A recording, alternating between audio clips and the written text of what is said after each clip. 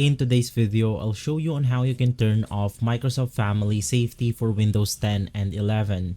So the first thing that you want to do is to search for family options on your Windows computer, and then you want to click on View Family Settings. It will then take you to this page right here on which you have to be the organizer in order to completely edit out the family parental controls or the family safety feature. But if you want to get rid of it completely on a single computer, like what I'm using right here, you want to click on Task Manager, click on Services, and then you want to look for a service called WPC. So let's head over to the W's right here, and it will go ahead and look something like this, which is going to be parental controls, WPC MONSVC. You want to right click on it and then click on the stop button.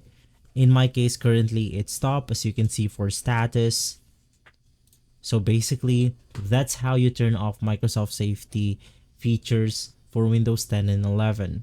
If this video has been helpful, leave a like, subscribe, and follow Guides to Everything for more videos like this.